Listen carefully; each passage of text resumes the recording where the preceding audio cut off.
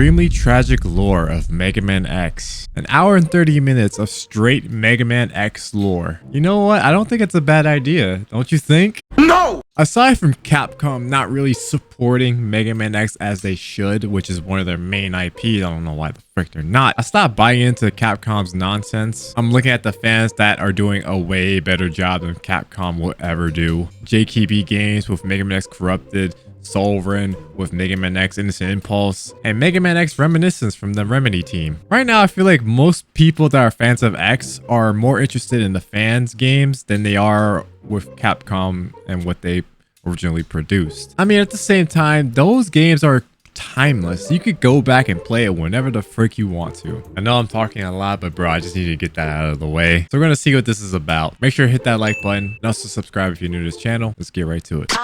Yeah, come on. Dumboy Mikey. The early 90s was a dope time Damn. for Mega Man. With the last 4 mainline games receiving tons of praise, Capcom peeped that they were sitting on something special. Then everything changed once the Super Nintendo hit the world. Capcom wasn't going to miss a chance to bring their blue hero to this new console, but they also didn't want to just slap the classic Mega Man series on it. Instead, they decided to make a spin-off that would upgrade everything about the franchise, not just mechanically, but narratively too. Folks, welcome back to my mini-series covering the history and lore of every single Mega Man. Last time we covered classic Mega Man, but now we're moving forward a whole century to talk about his successor. This is the story of the robot with infinite potential, a Reploid desperately searching for peace in a world of violence. This is the story of Mega Man X. I was gonna stop you there, but bro, understanding the lore between Mega Man going forward, and it's like everything started with Mega Man, and then everything else just branched out to separate things of Mega Man, like Mega Man X, Zero, ZX, freaking Battle Network, Legends, not Volnut. What the frick?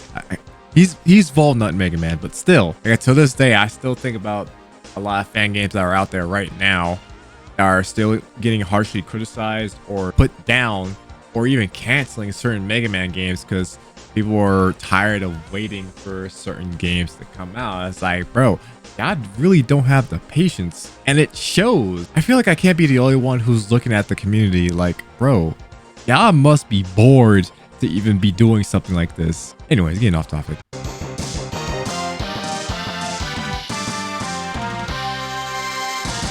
Mega Man X. History of Mega Man X. And lore. I don't think I really dove much into the lore. Mega Man X, or Rockman X, as he's known in Japan, was created by the same team that worked on the classic Mega Man series. According to Mega Man and Mega Man X, the official complete works, Keiji Inafune and the team began coming up with ideas once they entered the Super Nintendo era of consoles. Inafune being one of the big players in the original Mega Man team. I talked about him more in my last video if you want to educate yourself on his story. They wanted to make something new and different, but were aware they couldn't just change the Mega Man formula. This made for an arduous brainstorming process, and it didn't help that Inafune and his protege, Hayato Kaji, switched roles. In previous Mega Man titles, Inafune focused on the main characters while Kaji worked on supporting characters. This time, Kaji ended up designing the protagonist, Mega Man X. In the complete work, so Kaji was the one who created X and not Inafune. Inafune made Mega Man. Kaji designed X. Interesting. That's something I never knew. he commented on how difficult it was, partially because they had way more color to work with compared to the past, which is understandable. Classic Mega Man was almost all blue just to save data. Now with the introduction of the Super Nintendo's better hardware, these guys had options. And looking at the design now, I think Kaji killed it. I can't imagine being a kid from 1993 watching the debut of a character like this, knowing it came from a series that looked like this. On the flip side, Inafune designed the supporting character, Zero. He wouldn't start as playable, but Inafune really wanted him to be. He envisioned him as the new hardcore Mega Man, hence the long hair, abundant use of red, and his more aggressive attitude compared to X. He believed that taking too much inspiration from classic Mega Man would give a nice guy impression, and that's not what they were trying to go for. But funny enough, Inafune did not mention all that when he submitted the designs for X and Zero to his boss. He presented X as the new Mega Man, and to avoid any critical analysis, he simply introduced Zero as the sub-character. Makes you wonder what the series would have been like if Zero was the protagonist. The hardcore vibe...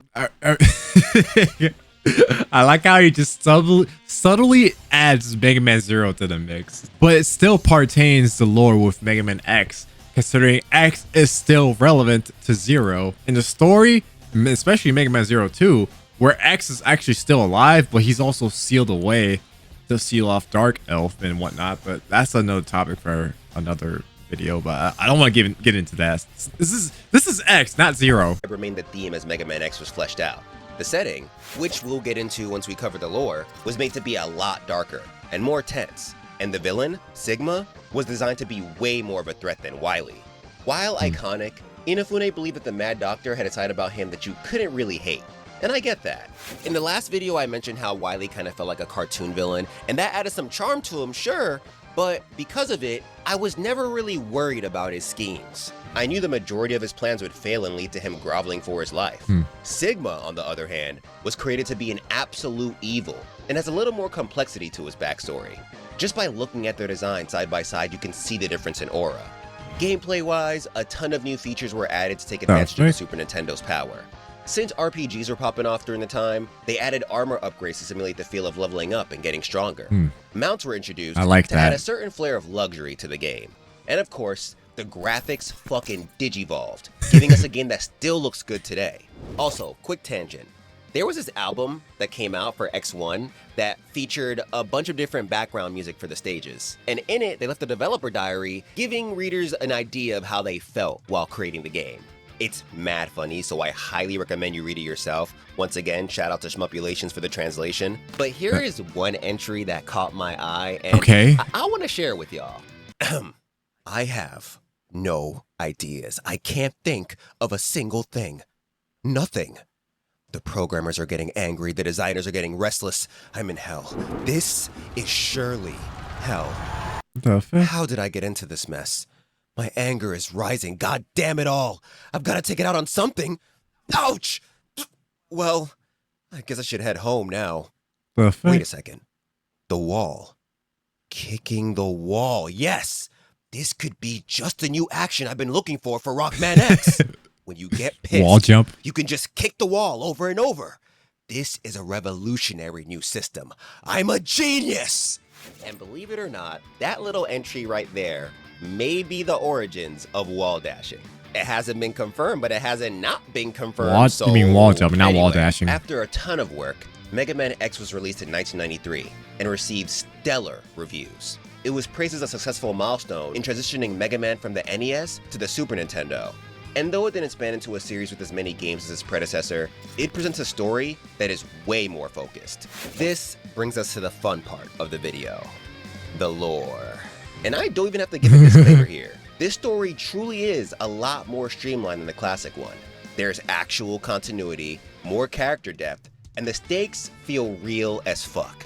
So without much further ado, let's get into the surprisingly dark tale of Mega Man X. I was gonna say this before, and I kind of knew this already, but like dive deep into the lore of Mega Man X, as like it's always something I've been personally invested to. That's when I liked the dark and gritty aspects of X, and it's like the story and the lore that goes on.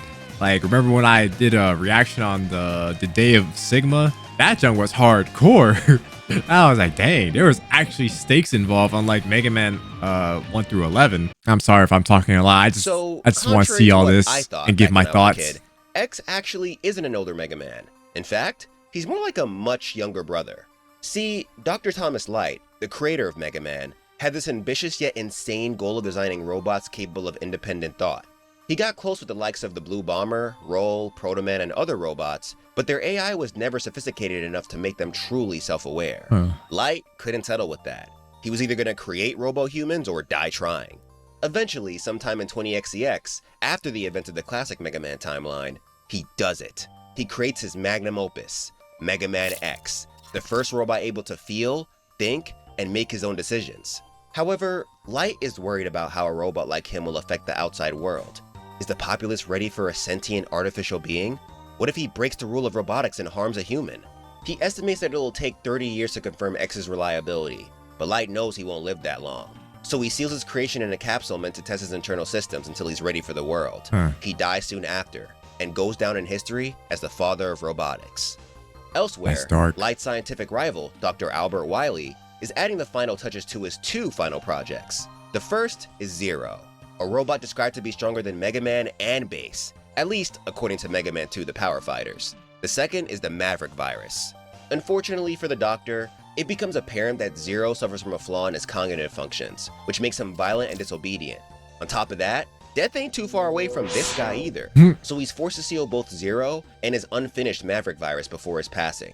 However, we'll soon find out that true genius never dies. Wily and Light were both genius in their own aspects. It's the fact that Wily designed Zero specifically to destroy Mega Man. Fast forward to the next century, and we're now in 21XEX. Enter Dr. Kane, a scientist searching for fossil records to verify his findings on Mesozoic plant life. But after more than a month of excavating, he comes up empty. This is on the Archie comic. Hold on. Oh, comics are not canon and are only used as visual aid.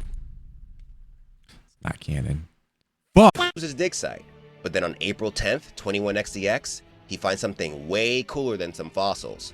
The buried remains of Light's lab. Before long, he comes across the scientist's notes. He immediately peeps that Light was cooking up something huge in here. Something that would change the world's perception of robotics. So with intrigue fueling him, he drops his fossil search to study these notes. This leads him to the capsule Light left here long ago. Oh, the Archie Once comics of verified that X all the goes diags hard, have been run, man. He opens it and meets X for the first time. And then X kills him because he deems him as inefficient. Then he enslaves the human race and takes over the world. I'm kidding. I was gonna say, like, But what? imagine though, that would have been the illest setup for Zero to become the protagonist, if I'm being honest. But for real, X meets Kane, and from jump, Kane realizes this is not your average robot. In his diary, he explains that X feels more like a man, which goes to show how much of a genius Light was. Even a whole century into the future, his work is still ahead of its time. The two spend months together, then using Light's notes and X. Dang, like, I'm sorry if I'm pausing a lot. I'm just giving my thoughts. But just looking at this and just from the Archie comic of Mega Man and just looking at the representation of X, of Zero, both having souls, it just looks so cool, man. Like, what? I hate Capcom. This is a base. He designs a new generation of robots they call Reploids, or Reploids, as they're known in Japan. They begin coexisting with the humans, and to Kane's surprise, they acclimate well to society. The Reploids are chill and helpful, and the humans love them. But of course, this peace doesn't last for long, cause, you know, the plot's gotta plot. Remember Zero? Well, the Maverick virus that was sealed with him has been leaking out of his capsule. It infects a couple of Reploids and causes them to act out. Along with that, when Kane was developing these guys, his impatient ass was nowhere near as cautious as Light. So some of them were born with defects, and they begin acting out too. Society starts calling these deviants Mavericks, or irregulars in Japan. So to keep the people safe, a police force of Reploids is formed to hunt down the Mavericks. They call them the Maverick Hunters. They're separated into different units depending on their This is so cool. Like, bro, I mean, none of this is canon, but still, oh my gosh, just looking at this, like, bro, you can't tell me this is not fire, bro. Look at Sigma before he went freaking Maverick. Look at Vile. And this is why I say I wish Mega Man X had a remake, not including Maverick Hunter X, but a retelling story based off the Archie comics. Like, bro, look at this. We got the source material. We got what we needed. Just turn it into a game, bro. Specialty, with the 17th Elite Unit comprised of some of the strongest hunters in the force. Kane designates his greatest creation, Sigma, to lead this unit. Kane's greatest creation. Yeah, he did design Sigma. But look at Sigma, bro. He got those scars from Zero, of course, but bro. Along with the hunters as a whole. Now, while all this is happening, X is sort of having an early life crisis. He questions his place in the world and continues to wonder what Light's big plan for him is. Kane lets him rock though, confident that he'll figure things out on his own. Plus, he has bigger problems to worry about. Zero has finally woken up from his slumber, and he still suffers from wanting nothing but the smoke. The hunters classify him as Maverick and attempt to hunt him down, but the first unit sent gets bodied. So Sigma personally goes after him. And you'd think that because he's based on X's top tier design, the commander would mop the floor with this guy. But don't sleep on the certified hater that is Wily. Though he wasn't as successful as Light, he was still respected as a genius. On top of that, let's not forget that this is his magnum opus. So Sigma gets his shit rocked, loses his whole arm in the process. Zero even laughs at the dude while trying to rip his head off. But for some reason, a W appears in his head, causing him immense pain. Sigma uses the chance to get one good lick in, shattering the crystal on the Red Maverick's forehead. With them down, the Hunter Commander returns his unconscious body to Kane for repairs. But unbeknownst to him, This skirmish caused him and Zero to catch the Maverick virus. Eventually, Zero wakes up from his repairs, with no memory of what happened. He's also a lot more docile. It looks like the Maverick virus altered his personality and fixed his lust for the hands. According to this official character relationship chart that was drafted between Mega Man 5 and X1's development, the reasoning for this is because Zero was already the baddest robot of all time, so it turned him good instead. He decides to join the Maverick Hunters, and quickly rises to Special A class thanks to his exceptional skill. Though he's more calm now, he ain't afraid to catch a body if he has to. X eventually joins the Hunters as well, equipped with the upgraded Mega Buster developed by Light, the X-Buster. But unlike Zero, his disdain for violence makes him more hesitant on the battlefield. This keeps him at the B-class level, even though he's capable of so much more. With these new recruits, the Hunters continue their battle against Maverick Reploids and Mechanaloids. That makes more sense. This is why X is a B-class hunter, because he hesitates in the battlefield. I can see why he's a B-class hunter now. It's because of his hesitance, and that put him lower on the ranks, meaning he's not well fit for upper class duty like Zero. I believe Zero, when he first got in, was a SA class hunter, so that made him more fit for the battlefield more than X. So X is more put on the sidelines than Zero. And it makes more sense. It makes sense. It really does make sense why Zero is just the GOAT. The latter being robots with subhuman intelligence. Think of them as less advanced Reploids with specific tasks they are dedicated to. They're usually pretty large too. As the Maverick attacks continue, the Maverick virus assimilates with Sigma's advanced system. It mutates within him, Sigma earning virus. the new name, the Sigma virus. Then eventually, Dr. Kane's worst fear comes true. The Hunter Commander goes Maverick. He concludes that humans are holding them back from evolution.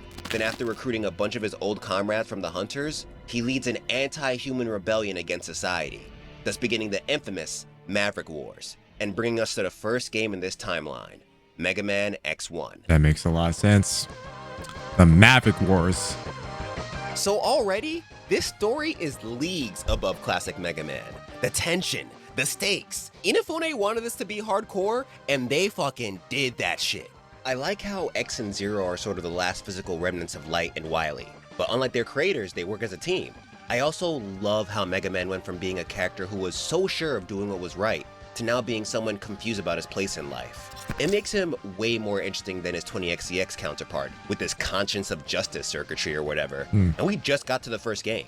Anyway, with Sigma gone, Zero is forced to take command of the remaining Hunters, which is pretty much just X. Then they split up to confront the Maverick army. X arrives on the highway and clears out a bunch of enemies as this fucking banner in the background. I was gonna pause it, but then I realized myself, Zero really is the commander during that time. That's crazy to me. But he's stopped by a Maverick named Vile.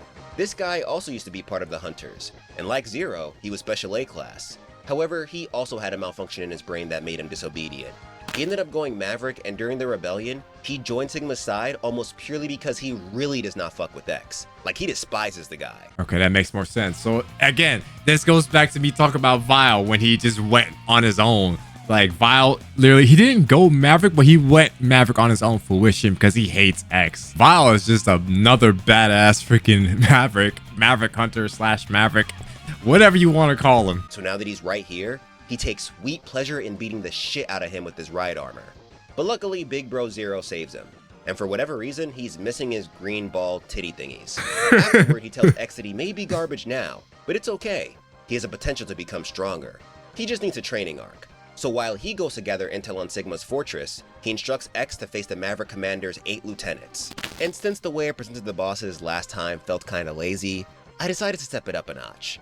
Introducing Chill Penguin, Flame Mammoth, Storm Eagle, Armored Armadillo, Boomerang Kawanger, This man's introducing them all. Mandrill, Launch Octopus, and Sting Chameleon. Hate that motherfucker. So the game doesn't really go into the origins of a lot of these characters, but this book right here, hope you can see it, the Maverick Hunter's Field Guide does. In fact, it gives more details on a lot of the characters in the series, so I'm going to be using it abundantly in this video. I need that. Letting you know. I need it that. reveals that most of the recruited members didn't actually go Maverick because of the virus. Chill Penguin joined because he was bored of his duty guarding the South Pole Station. Flame Mammoth joined because this gave him the perfect excuse to go on a violent rampage. Like, chill, bro. The analytical Boomerang Kawanger decided that going Maverick was the most logical and interesting choice. Spark Mandrill joined because he didn't know any better. Launch Octopus always hated the humans he was tasked with protecting, so joining Sigma's side gave him the chance to show off his underwater combat skills. And Sting Chameleon got beaten by Sigma, so he joined the army eager to prove his strength. The only What? So I've been getting this wrong this whole time. They didn't go Maverick because of the virus.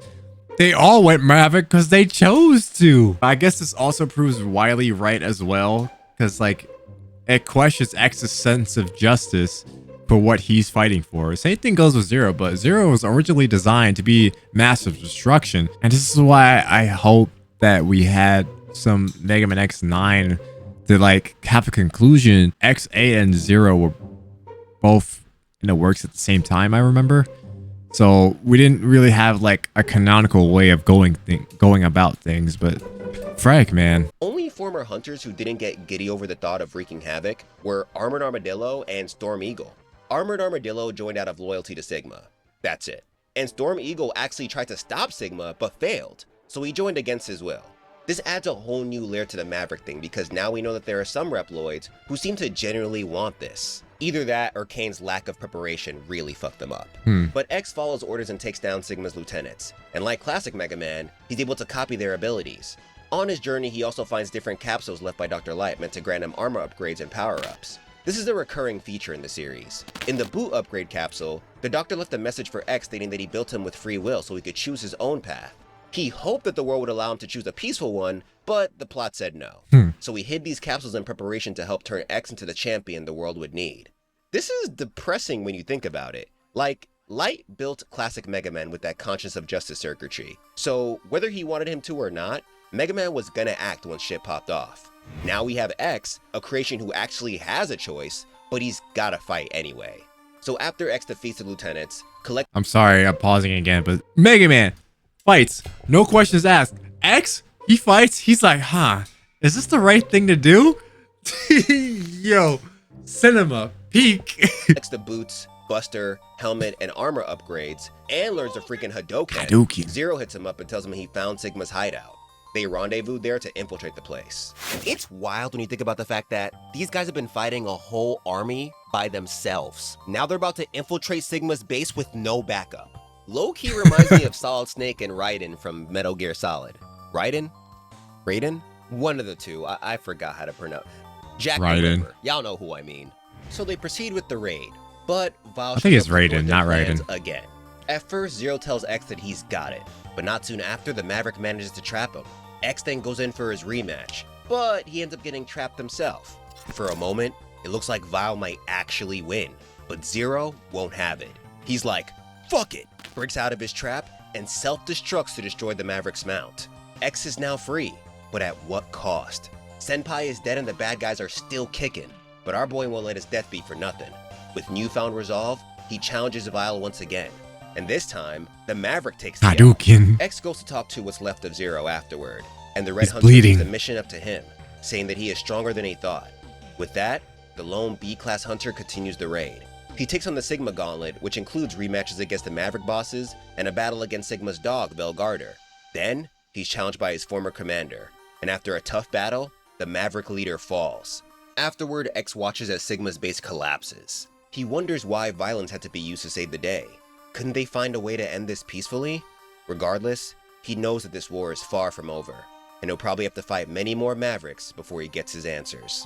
Now, this I don't is the think he part where ever I got would his move to answer. X2. But hear me out. Back in 2005, Mega Man X1 ended up getting a remake on the PSP called And we're just talking about Maverick Hunter X. Ain't that something? Mega Man Maverick Hunter X. This was supposed to be the start of a reboot that would reimagine the first 6 games in the series, but due to poor sales, the project got scrapped. However, I'm not gonna hold you. When it comes to the upgraded story, they kinda cooked. I was originally going to quickly review the few differences between X1 and Maverick Hunter X, but I'm sorry, that's not good enough. There's too much to say, so I'm giving it its own mini section. However, if you rather continue with the main timeline, you can skip to this time. Nah, I want to know more about Unless Maverick you're Hunter watching X. the premiere, in that case, strap in. So Maverick Hunter X has this OVA named The Day of Sigma that gives us a pretty in-depth look at what led to the Maverick Wars.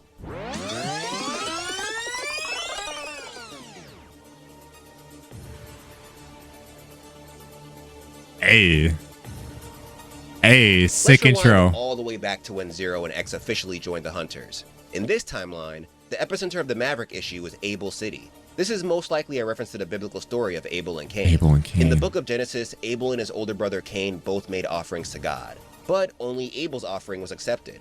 This led to Cain killing his brother out of jealousy. In this case, since Dr. Cain is the creator of the Reploids, he's kinda indirectly the reason why Abel City will fall. Anyway, X and Zero are pretty close, but many of the other Hunters don't really fuck with X It's the fact that it's based off the Bible. like that because he's too hesitant on the battlefield. However, Sigma finds this human side of him interesting. At this point, he's already slowly going Maverick, and he believes that the power of X's emotions can aid in their evolution. He visits Vile in prison and tries to recruit him, but Vile hates X even more in this timeline. So when he hears that the Hunter is at the center of the Commander's plan, Vile decides that he's not gonna side with anyone. He's just gonna wreck shit and beat up X. That's it. D1 No ambitious hater. goal, nothing. For Vile, it's simply fuck X and anything he's involved with. Eventually, Zero and X track down the culprit behind the Maverick attacks plaguing the city, Sigma. So they tag team him, but fail. Zero gets put down so easily that it makes me question if they even fought in this timeline, and X doesn't really do any better. With both of them down, Sigma launches missiles at Abel fucking City, devastating the place and almost killing Dr. Cain. Almost. This is gonna sound crazy. Not saying that there is anything right about this, but this is how you start an anti-human rebellion. Like, I don't know. This really made me think about how Sigma started the Maverick Wars in the original timeline. That shit was weak, bro. You recruit a bunch of hunters and attack the city? Okay. This Sigma had the balls to commit to the cause and do the unthinkable. Imagine if this is how they started the original X1 back in 1993. First time players would have lost their fucking minds. But after Sigma's act of genocide, X receives the #1 enemy of any villain when they're on their high horse, a flashback. He recounts the moment that Light sealed him in his capsule. Here the scientist tells him that his name, X, is a variable meant to represent his limitless potential. But he's too dangerous for the world right now and blah blah blah. Y'all know the rest.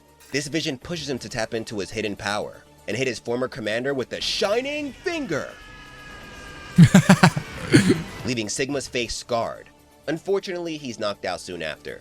Sigma then leaves to stand on a rooftop and bask in the destruction he created, thus starting the actual game. For the most part, things go similarly to X1. X now has a navigator giving him information from Hunter HQ. During the first Vile boss fight, the Maverick once again makes it clear how much he does not mess with him. Rebellion? I don't know what you're talking about. I'm just here to cause trouble for you. I hate you. Which reminds me, the characters are fully voiced in this game, and they actually sound pretty good. Lucas Gilbertson does a decent job at making Zero sound like the badass he's meant to be, and Roger Rhodes, in my opinion, is a definitive Vile voice. Anyway, X loses to Vile, fights Sigma's lieutenant, gets stronger, and then Zero self-destructs. But listen to how annoyed he is at having to save X again. Zero! Hang in there, buddy! X, I'm always telling you to be more careful. But now look at me. Homie is sick of his shit. Afterward, he confronts Velgarder and then Sigma. And I gotta give it to Mark Gartha, the voice of X. He really killed it here. The emotion in X's voice is perfect. I'll finish this right here, right now! I will defeat you, Sigma!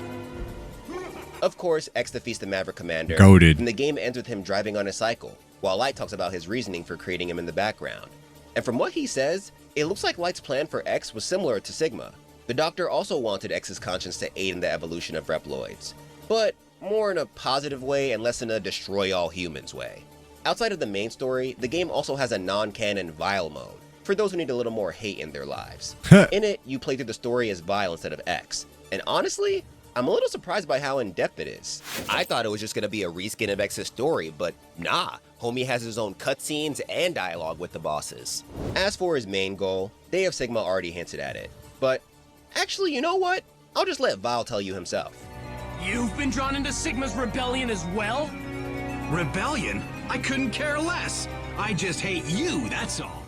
I mean, yeah, he wants to prove to Sigma that he's a robot that can change the world, but it's mostly fuck X. So he proceeds to fight the Hunter as well as all the Maverick bosses. And what's hilarious is that most of the Mavericks are like, bro, what are you doing here? And in response, Vile says some violent shit like, I'll take down anyone who gets in my way. Bro, I know you hate X, but calm down, damn. And that's why his name is Vava or Vile. It stands for extremely unpleasant, morally bad, wicked. That's what Vile is, man. He's just a morally bad person. What was he thinking when he made Vile? What the frick was in your head, Kane? Oh my gosh, bro. You create a villain. A villain. This whole rampage leaves him getting jumped by the Hunter duo. He wins at first, but gets too busy talking all that hot shit, giving Zero the chance to grab onto his leg. Then our boy X charges his buster and blasts his ass. Afterwards, Sigma comes up to him like, dude, what was the goal here? What was the plan? And he's like, I'ma be real, I don't know. So Sigma calls for his broken body to be picked up. But tell me how this all ends with him saying he doesn't care about the world. By defeating X, he validated his existence.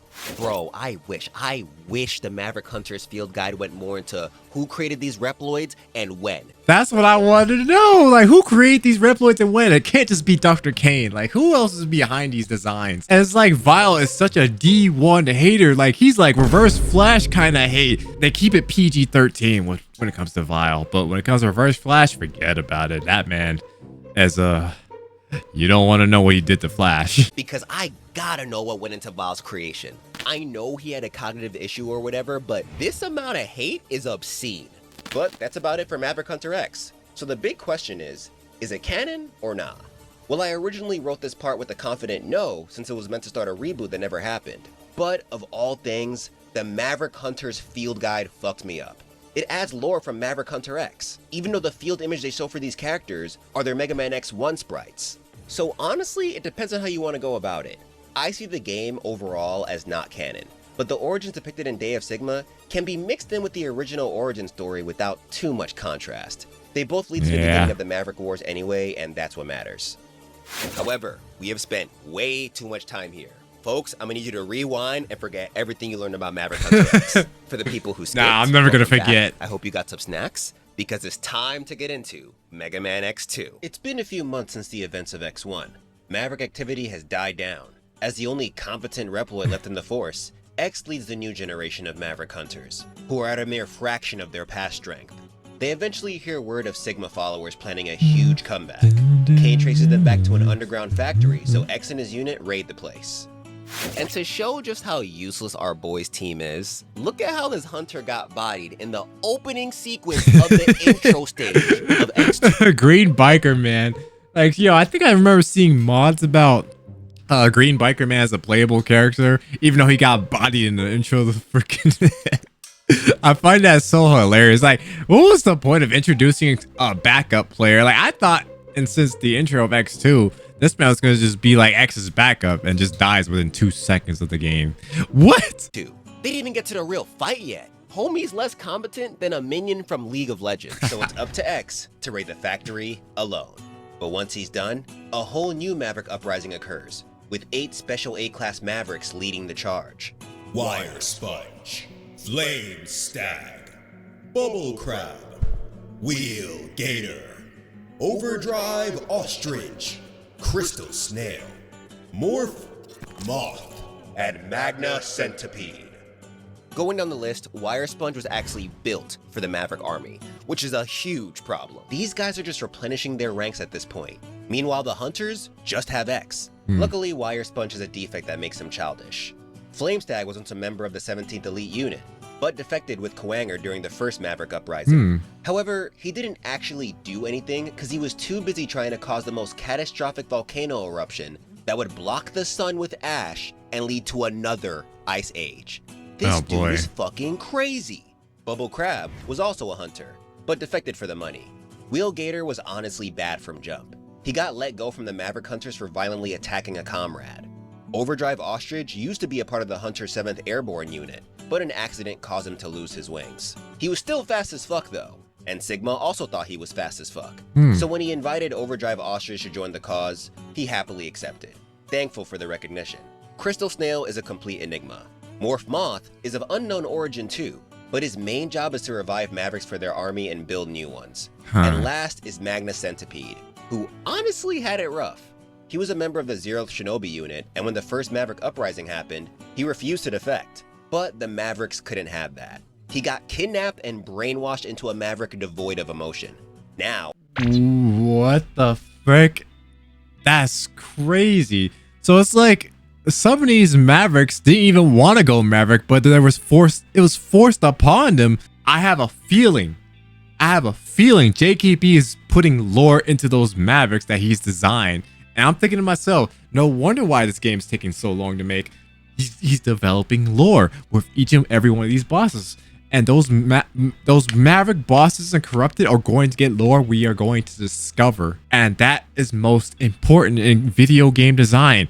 Lore. Lores that's happened from past events. Corrupted might have events that's happened prior to whatever X5, 6, its own separate canon. But it has some reference here and there, especially the legacy armors you get throughout the gameplay. New Game Plus, I think that's what I was told about in Mega X Corrupted. Let them cook! Ironically, his main job in this uprising is to try and spread the Sigma virus around the globe through the central computer. So X goes after the 8 rampaging Mavericks. But on his quest, he discovers a trio who seems to be the true leaders of this uprising: Surges, Agile, and Violent. And fun fact, the designs of these guys were actually inspired by the trio who are going to be the original antagonists of this series. At some point, Inafune combined them into the one Sigma. They call themselves the X Hunters. And once they peep how much of a problem X is, them into the one Sigma. They call going to be the original antagonists of this series. So Sigma was pretty much out of the picture in X2, but Sigma was just brought back for what reason? At some point, Inafune combined them into the one Sigma. They call them Combine them into the one Sigma. Those X Hunters combined to become Sigma. Themselves the X Hunters. And once they peep how much of a problem X is, they hit him up to let him know that they have Zero's parts and are planning to rebuild him to work for them. X will have to defeat them if he wants his friend back. Now, funny thing about this plot point, with it being a big part of X2, you'd think the team always planned for Zero to make his epic return in this game. But nope. According to the official complete works, they brought him back because it would suck if he stayed dead. One of the designers, Yoshihisa Suda, mentioned how Inafune just kinda came in one day and said, "Don't you think it'd be a shame if Zero stayed dead?" So yeah, it honestly would have been a shame to have Zero dead. Now I'm thinking about another world where there was just no Zero. Like after X1, there is no Zero, like going forward. So they decided to bring him back in parts. Although it was never confirmed, this kind of looks like the plot of X2 was made to bring Zero back to the series. But that's just me. Also, one last tangent. It's possible, emphasis on possible, that Surges is a reincarnated Wily. The Maverick Hunter's field guide states that his genius has been compared to that of the scientist. Along with that, the whole Revive Zero plan was his idea. He's the only one out of the X Hunters who wasn't built for combat. And in the Japanese version of X2, his final words expressed disappointment in being defeated by one of Light's creations again. According to the official complete works, when asked about this, Inafune said that he never gave a clear answer, because he wanted to leave it up to the player's imagination. But hey, he didn't deny it, so I feel like it could be true. The frick? I never thought of Surges as Wily. Anyway, X proceeds to body all the Mavericks, and the X Hunters. He collects all the pieces of Zero and returns them to Dr. Kane. Then they find the location of the X Hunters' hideout. He raids the place and ends up going against the X Hunters again. But even after defeating them, his job isn't done yet. X hears Sigma calling him for one last showdown. He survived their last skirmish by living on through the Sigma virus. Now he has a new body and is ready to run it back. With no other choice, X accepts the challenge and goes to confront the Maverick leader. But when they meet, one of two things happens. If X didn't collect the Zero parts, then Sigma summons the revived Reploid as a Maverick and says some wild shit like, "Hey, Mega Bitch X, my friend over here has a bone to pick with you. I hear you let him die and he's not too happy about that." Then you gotta fight him to snap him out of his frenzy. However, if X did collect the parts, then Sigma summons a copy of Zero and says the same disrespectful shit. But the real Zero, revived by Kane, comes in and destroys the clone. And he has shoulder pads now. Then Sigma's like, "Wait, Zero, I know your secret. You should be working with me." Which shows that he knows Wily built Zero. But the Red Hunter deadass retorts with, "Maybe so, but I still don't like you." Either way, Sigma dips afterward. Zero goes to take care of the central computer because, don't forget, the Mavericks are trying to use it to spread the Sigma virus, and X confronts Sigma, who seems to have upgraded himself with Wolverine claws? Alright, so hear me out. X2 was released in 1994, right? And X-Men Children of Adam was another game developed by Capcom that also came out in 1994. Just 8 days before X2, in fact. Meaning these games were most likely developed at the same time. So I think this X-Men game has something to do with the change, especially because from what I remember, he doesn't get these Wolverine claws ever again. But I could be wrong, so let me know what y'all think in the comments. I mean, it's the fact that Marvel and Capcom have been partnering for so long. I can literally see Sigma having Wolverine claws. Like, it just makes sense to me. I don't know. So after yet another epic clash, X defeats the Maverick Commander, and then beats his virus form. As he falls, he states that this isn't the end. All these defeats will only make him stronger, which will bring the blue Reploid closer to his doom. After that, X and Zero stare out into the distance, as X thinks about the peaceful world that Light dreamt about. Will humans and robots ever be able to live in peace? And though things are chill now, how long will this calm last? We'll find that out, and more, right after this commercial break. Oh, hell no. Don't give me a commercial break. 5 minutes later. No disrespect, but like, I just want to get to the story. Chapter 4, Mega Man Goes Extreme? To kick off this chapter, we begin with the first spin-off game in this Forgot about spin-off these. series, Mega Man Xtreme. This was a short series on the Game Boy Color, and unlike Rockman World, it was actually developed by Capcom. Also, the sole artist for this game, Haruki Suetsugu, killed it with these designs. Like, look at this cover! Look at how dope it looks! In fact, all the art for this game looks sick as hell. I forgot about Lore-wise, this. it's been some time since the last Maverick Uprising. X now has some support in leading the Hunters with Zero by his side again, but shit gets out of hand once more when someone hacks into the mother computer of Maverick Hunter HQ. All the data is overwritten, which throws the world into chaos. With the help of a Reploid named Mitty, X enters cyberspace to find the culprit. And I don't know how true this is, Cyberspace. but I can see how this idea might have led to the cyber world we see in Mega Man Battle Network. Like the Rockman World series, X must face revived bosses to proceed. However, here, the reasoning is a lot cooler. Since he's fighting in cyberspace, he's fighting old Maverick data. On his journey, he runs into one of the culprits, Zane, a member of the Shadow Hunters. He eventually beats him along with the 4 revived Maverick bosses, then confronts Sigma, cause of course he's the mastermind behind all this. After defeating him, X finds the hacker responsible for messing with the mother computer, Techno? a Maverick named Techno. X shoots his terminal, which kills the guy, but unbeknownst to him, Mitty and Techno are twins, and I guess for them that means they share the same CPU. So killing Techno kills Mitty.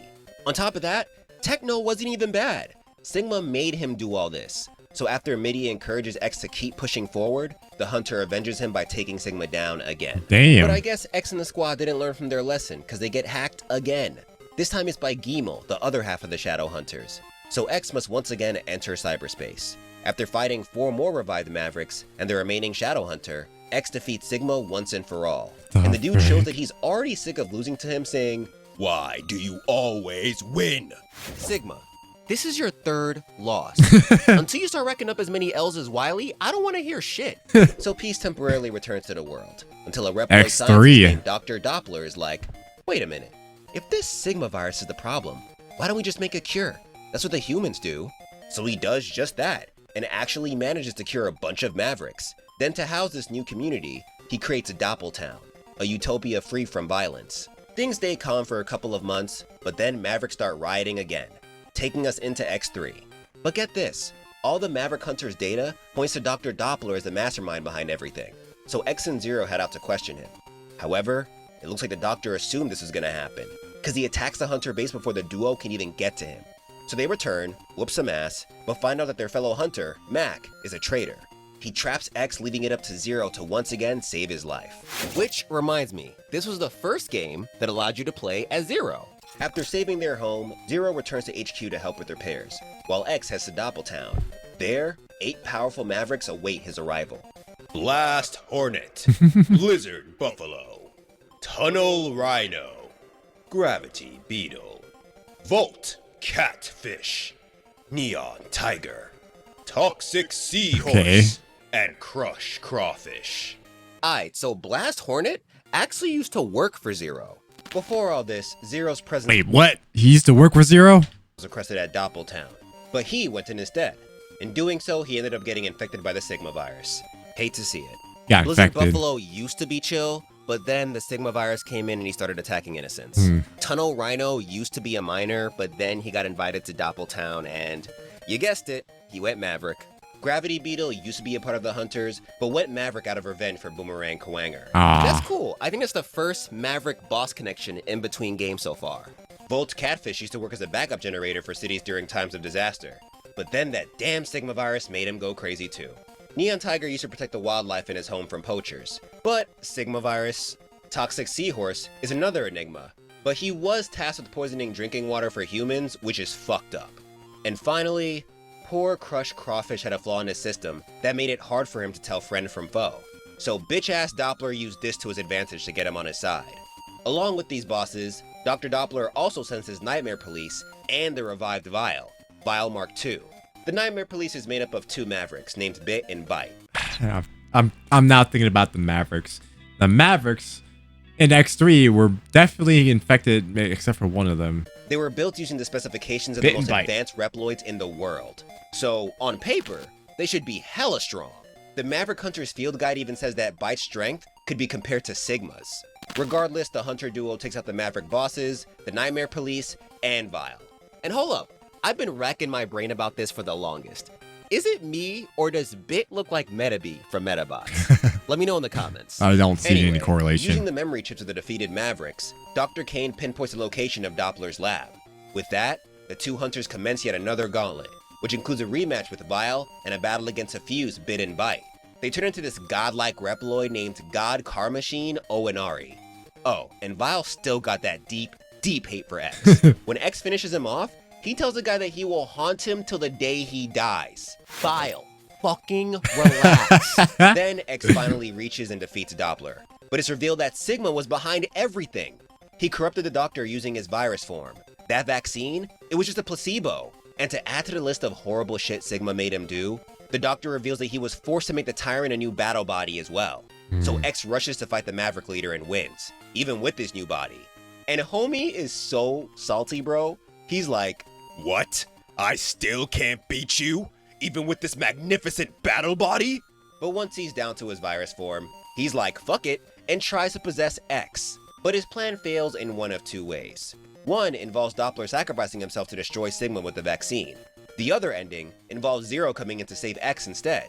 He somehow infused Doppler's vaccine in his Z-Saber and slashes Sigma with it. Either way, Sigma is destroyed by Doppler's vaccine. That's what matters. I like to think that there's just 2 different endings in Mega Man X3, and I never really thought about it much. I don't know, I think I'm just yapping. Then, as X and Zero stare at the remains of the fallen Doctor's lab, we get the usual, X ponders about the meaning of this war. Why must they fight? Will they ever find peace? But then the scene ends with them saying that X's destiny has already been sealed. To save humanity, he must destroy Zero. Excuse me? Bro, imagine being a kid, getting all hyped that you finally what? Bro, To say it, wait, excuse go to back. save humanity, he must destroy Zero. Wow. And now that I'm thinking about it, I didn't really pay attention to the ending of X3. They are bound to fight at some point, and that's when we got X5. And bro, that's where their beef started. Excuse me? Bro, imagine being a kid, getting all hyped that you finally beat this game, but then you see this wild-ass message at the end. And then instead of giving us a little more context, they're just like, Only time will tell when this clash will happen. like, what? At least hint at it more throughout the game before you drop a bomb like that.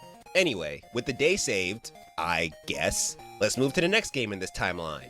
Mega Man Xtreme 2. Reploids all over the world are getting their data wiped, leaving them as lifeless shells. They dubbed this phenomenon Erasure. And one day, the readings of all the Reploids on Lagoo's Island vanish, just like that. They call this dark as fuck event the Erasure Incident. In response, the Hunters send X and Zero to investigate. And though this isn't the first game where Zero is fully playable, he does have his own mode here. They're also aided by a new character named Iris. She's the product of a failed experiment by Repliforce scientists. But that's as far as I'll go in terms of her backstory because the Repliforce doesn't get introduced till X4. After defeating Skullhead, the guardian of the island, they're confronted by a Reploid named Gareth. He states that he is a soul eraser who eliminates the souls of Mavericks. But Zero's like, That's bullshit. Tell us what you really do. and tell me how this guy is like, It takes real guts to ask me a question like that. Interesting. Let's play a little game. If you can take out the 8 guardians of this island, then you can fight me. So the hunters split up the task, and each take on 4 guardians, who are just revived bosses from previous games. In the process, Iris finds out that this erasure phenomenon is caused by Reploids getting their DNA souls taken. Gareth and whoever he's working for are stealing them to make themselves stronger. In fact, the 8 guardians were revived using the souls of other Reploids. That's kinda sorta really fucked up. Once the guardians are down, the mastermind behind this whole operation appears, Burkana. She was once involved with Reploid research and development, and according to the Maverick Hunter's field guide, she's been rumored to have created Gareth. But now she's a Maverick who has an odd interest in X. She thinks he's cute, especially when angry. What? Weird. Also, thinking about it now, this interest might be why she chose to steal DNA souls. Since X is able to copy abilities, maybe she tried emulating that. Either way, the Maverick Witch challenges the Hunter duo to one. A Maverick who has a crush on X? That's something I never heard of. What the frick? I never got into the Xtreme games, but I'm finding out more as I'm looking at this like, bro, what the frick? One final showdown in her base. They accept, and once again split up. Zero goes after Gareth, while X goes after Burkana. Once they defeat the two, the comatose Reploids regain their souls, and things go back to normal. Nah, I'm just kidding. You already know Sigma has got to show up for the ones. In the Extreme Mode bonus ending, it's revealed that Burkana was working for the Maverick Tyrant this whole time. However, he thought she went too far, which I kinda get. Stealing the souls of possible soldiers for the Maverick army doesn't make much sense. But then again, we already know that Sigma has people building him soldiers, so what does it even matter? Regardless, the Maverick Hunters defeat the guy, thus putting an end to the Extreme series, and this chapter of the timeline. We get X4? The Fall of Society. So next up is X4. This wasn't only the first game in the series to give Zero his own mode, but also the first to have animated and voice cutscenes. And I'd love to praise the performances, but I'm not gonna hold you. Shit is just as ass as the Mega Man 8 English dub.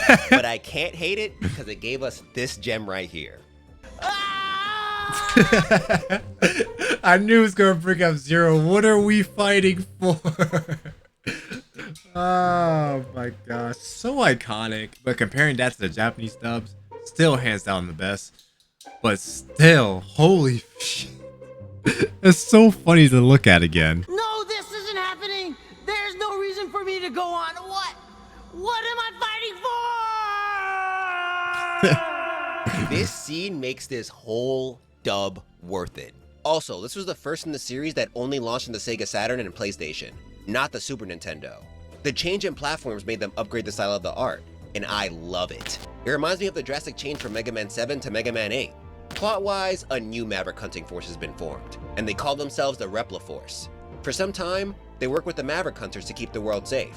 This leads to Zero forming a close bond with the girl from Extreme 2, Iris, and her brother, Colonel. As I said before, Iris is part of a failed Repla Force experiment. However, Colonel was a part of that experiment too. The organization tried building a Reploid with a strong fighting spirit and pacifistic heart, but it didn't work out. So they instead created 2 separate Reploids to embody each ideal. Iris had the pacifistic heart, while Colonel the fighting spirit.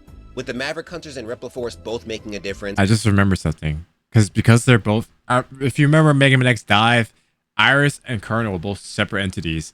And when they got combined, they became... something. Things stay chill for a bit, but everything changes when the floating city of Sky Lagoon gets attacked. Maverick sabotage the generator, and though the hunters try their best to solve the situation, they fail. The floating city ends up falling on the surface, killing thousands.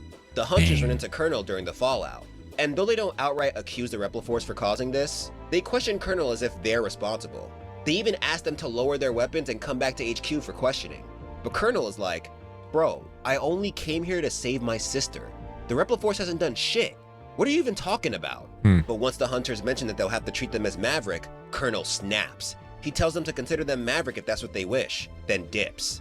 And I'm not gonna hold you, I feel Colonel here. Like, I mean, if you accuse me and my people for shit we didn't do, I'd be pissed too. So in response, the Repla Force makes a commendable move. Its leader, a big-ass Reploid named General, announces that he wants to build a Reploid-only nation in space, where they can live free from prosecution. He's not trying to start beef with anyone, he just wants a place where he and his fam can relax. Oh, and I know I already came at the voices, but General's voice is so weird, like it doesn't match him at all. Brave soldiers of Repliforce, we have all been wrongfully judged as Mavericks. It just doesn't work. I don't know who was in charge of casting, but why? What could have been the reason for this? Anyway, the Hunters see all this as a coup, so they move out to stop the Repliforce, beginning the Great Repliforce War. And as usual, 8 Mavericks, some Repliforce, some not, stand in their way. I just remembered something. And I believe this was after X4, a fan game called Mega Man X Innocent Impulse. Basically a game of choice. I don't know if that's true of what they're trying to go for. Sovereign, if you're watching this video, you don't have to tell me, but is there going to be choice in that game? Because I feel like when I first played the game, I felt like there was an option of fighting Maverick or sparing them. I feel like that I had an option here, but you could tell me that in the comments. But moving on. Frost Walrus, Web Spider, Split Mushroom, Magma Dragoon. I love Jet Magma Stingray, Dragoon. Such a rival. Cyber Peacock, Storm Owl, and Slash Beast. Before all this, Frost Walrus was already a violent individual, which made him a target for the Maverick Hunters. This aggressive nature made him jump at the opportunity of joining the Repliforce. Web Spider was a Maverick Hunter who ended up joining the Repliforce as their guerrilla unit's commander. Split Mushroom was revived by Sigma. Jet Stingray is just like Armored Armadillo. Revived by Sigma. There's nothing else after that? He got recruited to the Repliforce and his loyalty to the cause made him join the war. Cyber Peacock was once an AI meant to protect important computer systems, but he was reprogrammed by Sigma. Storm Owl is also a member of Repliforce, but he's been holding a grudge against the Hunters ever since the defeat of his old friend Storm Eagle. Slash Beast joined the Repliforce to test his strength. And last but not least, we have Magma Dragoon. He was once a Maverick Hunter, but he betrayed them. He was actually the one who sabotaged Sky Lagoon and started this whole mess. His reasoning? He wanted a chance to face X and Zero without holding back. Yup, homie defected and then joined the Repliforce for the smoke. But when you think about his inspiration, it actually makes sense. According to the Maverick Hunter's field guide, Magma Dragoon is a practitioner of the Ansatsuken, Akuma style from Street Fighter. And if you didn't already know, Akuma lives for the hands. However, the reference goes even deeper than that. One of Akuma's greatest feats in Street Fighter was destroying an island with one blow. Though it wasn't done in the same fashion, Dragoon also caused an island to get destroyed. Bro, Magma Dragoon is basically the Akuma of Mega Man X, and I love that about him. No wonder, you know what's crazy? Before the lore, I always grew to like Magma Dragoon because he's all about the smoke. And it's like, every time I go back to play X4 every now and then, I want to fight him without using special weapons. That's just how I am. Like, if you want to throw hands, we can throw hands. I have no idea if this was done on purpose, but if it was, that's pretty cool. Anyway, Zero and X engaged with the Mavericks. Zero was aided by Iris, while X is aided by a new recruit named Double. As they do their thing, the Repliforce continues constructing the satellite they plan to migrate to space with. However, it looks like this new home also doubles as a big-ass space laser.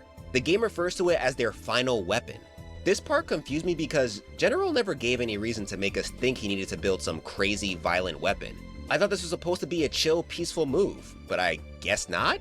If any of you guys can give me clarity on this in the comments, it would be much appreciated. Maybe I missed something. I don't know nothing, bro. I'm sorry. Zero ends up having one final showdown against Colonel. They've been beefing since the Hunters accused the Repliforce of going Maverick. Their clash ends with Zero as the victor, but he ain't too happy about this.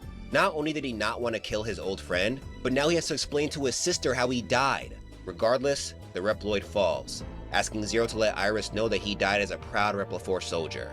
Afterward, the Hunter duo chases after the rest of Repliforce who dipped to space. As they fight through the satellite, X is stopped by Double, who reveals himself to be a spy. Sigma was manipulating everything behind the shadows to get the Hunters and Repliforce at odds. He sent Double to keep an eye on X. But even with the element of surprise on his side, the Yellow Maverick is still no match for our blue hero. Meanwhile, Zero confronts Iris, and unfortunately for him, she opts for the Avenge My Brother route. This leads to Zero killing her, which leads to this. What am I fighting for? Man, I will never get tired of that. Now, It X never and gets Zero old. can apprehend the General. When they get to him, X asks why this had to lead to violence, and the Repliforce leader responds with, "Bro, you're the ones who called us Maverick. The fuck did you expect us to do?" and X is kind of left standing there like, damn, you right. After beating him, Sigma shows himself, only to get taken out soon after. But instead of his usual saltiness, the Maverick leader is filled with pride, because the final weapon is preparing to fire at Earth and nothing can stop it. Fortunately, or unfortunately, I guess, General is still alive, and sacrifices himself to prevent the end of the world. With the day saved, barely, X and Zero return home. In X's ending, you can tell this whole situation shook him up. He worries about going Maverick and tells Zero that if he does, he needs to take him out. Similarly, Zero's ending sees him distraught too. Throughout the story, he was hit with flashbacks of his past, specifically about his creation and his fight with Sigma. He returns home thinking about Iris, and asks if all of them turn out to be Mavericks after all. That's fucking haunting, fam. So now we have both Zero and X worrying if they are Mavericks, or will end up turning into Mavericks eventually.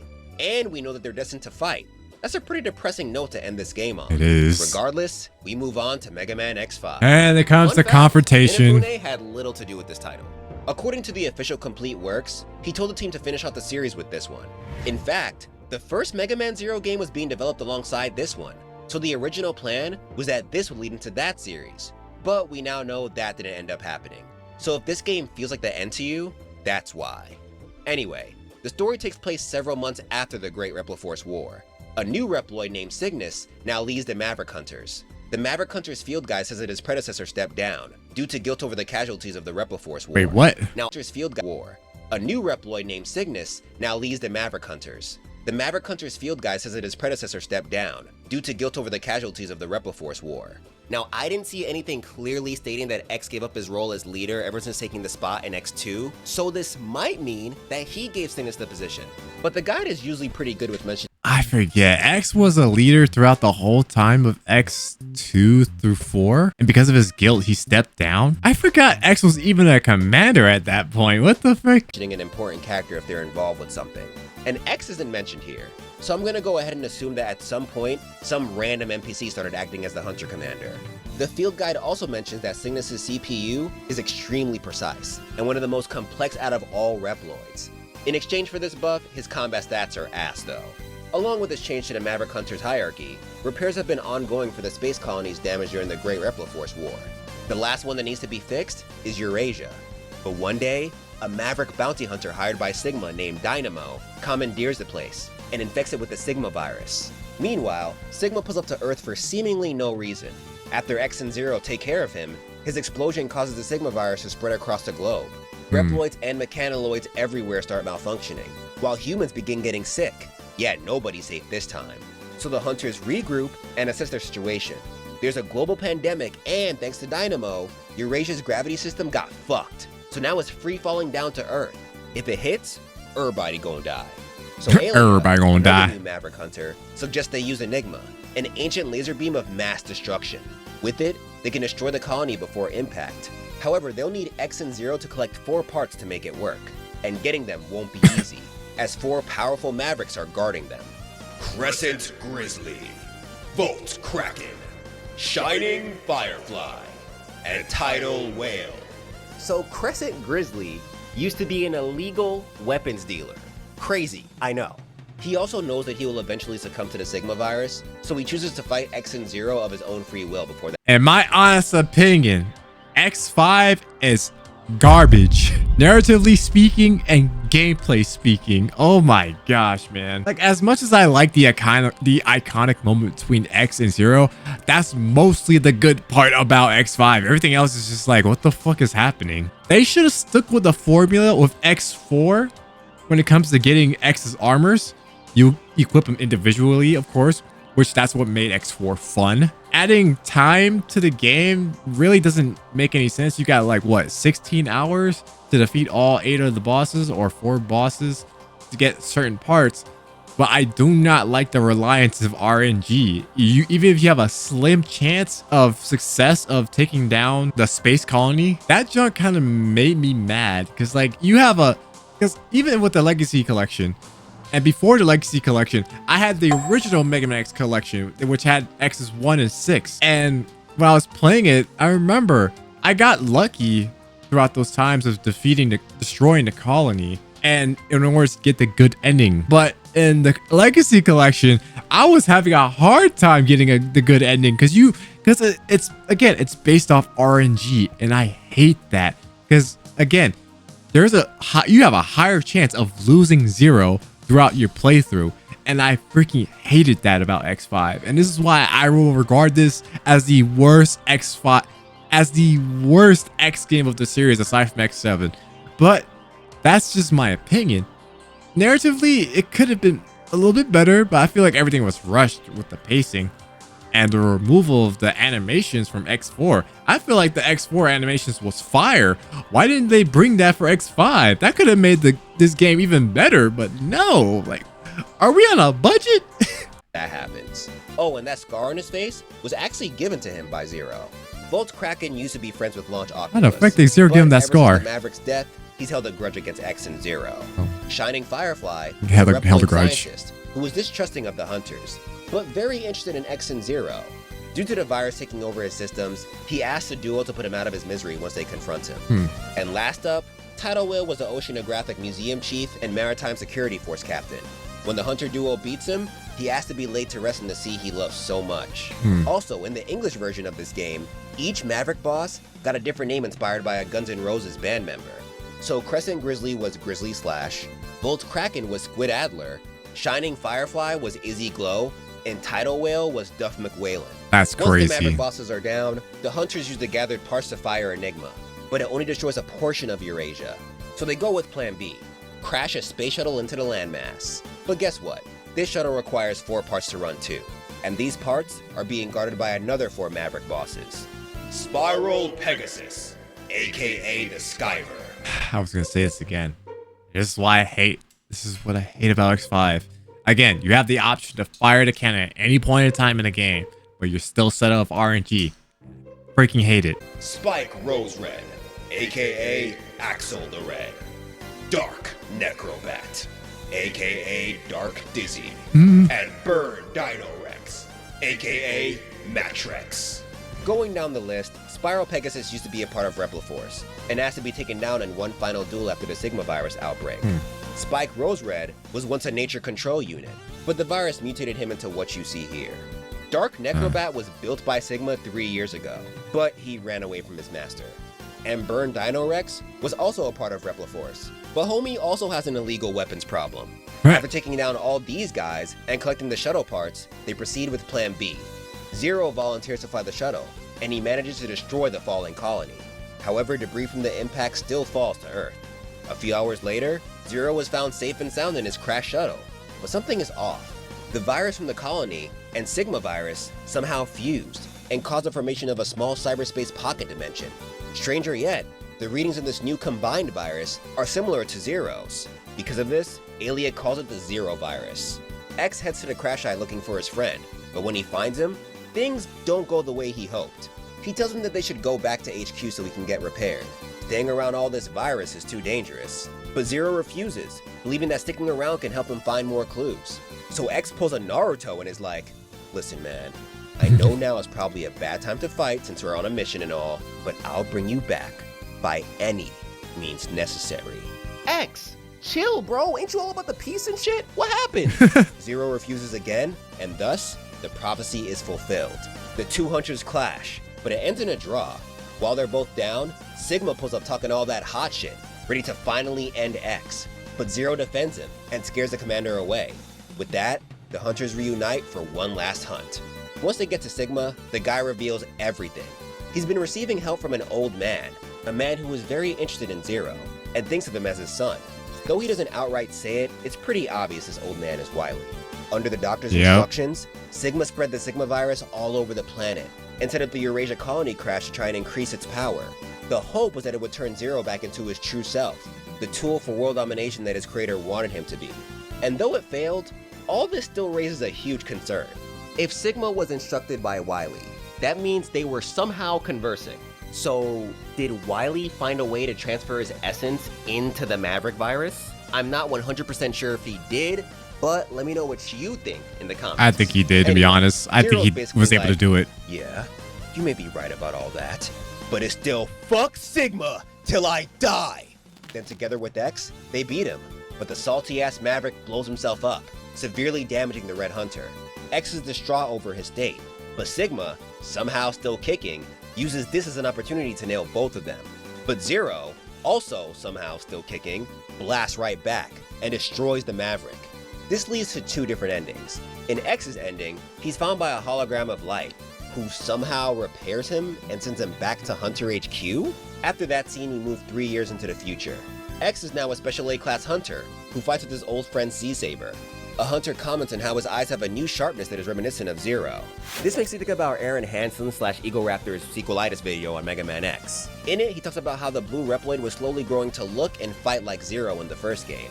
I feel like that observation comes full circle here. Anyway, in Zero's ending, we watch as his life flashes before his eyes. Now that he's aware that he was the original holder of the Maverick virus, he lets himself die believing it'll help the world achieve. Y'all remember the time I made the video about Proto Zero in the Mega Man Unlimited playthrough? This is exactly how I thought he looked like. Achieve peace. The final image he sees is a virus. So this is all depressing as shit, but there's a third ending that takes the cake. This one gets triggered earlier. Depending on how you go about the game, Zero can end up going Maverick once he crash lands on Earth. In this situation, X is forced to Zero can end up going Maverick. This one gets triggered earlier. Depending on how you go about the game, Zero can end up going Maverick once he crash lands on Earth. Oh yeah. In this situation, X is forced to defeat his friend, and then face Sigma alone. Once he wins, Hologram Light finds him once again, but this time he's repaired with no memory of Zero. Without the tragedy of his best friend's death dragging him down, he sets his sights on a new goal, building a utopia for everyone that he wants to call Elysium. In Greek mythology, this place is pretty much seen as the afterlife for heroes.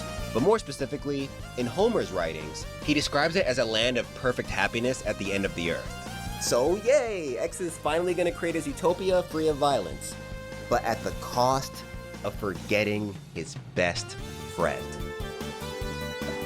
That's fucked up. However, none of that matters because the X series continued even though Inafune didn't want it to. According to the official complete works. Yeah, that's where everything. This is why I say X5 just narratively just starts to fall down. And then we got X6, which I honestly think X6 shouldn't even happen, but here we are. The next game in the series, X6, just kind of fell into his lap. He said that the series was moving in a direction that was out of his control, and going forward, he wanted to be careful with how he managed it. Oh, if only you could see into the future, my friend. So this game takes place merely 3 weeks after the colony drop incident. Yeah, screw that whole 3-year time skip back in X's ending. The Hunters have put the majority of their efforts into rebuilding their home, but unfortunately, because of the pollution caused by Eurasia's debris, humans have moved underground. The good news is that this devastation put a lid on Maverick activity, so at least that's working out for them. Sadly, someone shows up to ruin the peace. Enter Gate, a prestigious Reploid researcher and former associate of Alia. Back in the day, his interest in X and Zero led him to create Reploids that were ahead of their time. However, just like Light feared for X, the streets didn't understand what he was cooking, so he became a recluse. His colleagues grew jealous of his strides in robotics, so they sabotaged the Reploids he created so they'd be deemed as Mavericks. This obviously led to their destruction. So Gay ain't the happiest dude alive right now. One day he investigates the crash site where the Zero virus was born, and there, he finds a fragment containing Zero's DNA. He brings it back to his lab for research, then eventually, with the help of another Reploid researcher named Isaac, they decrypt Zero's code. Isaac is another character who may or may not be Wily. According to the Maverick Hunter's field guide, his voice resembles the Doctor's. Unfortunately for Gate, studying this fragment makes him go Maverick, so he does the wildest shit. This guy mutates the Sigma virus into something new and horrific called Nightmare. As the name suggests, this virus forces its victim to see nightmarish visions that could either lead to their malfunction or them straight up deleting themselves. What the actual fuck, Gate?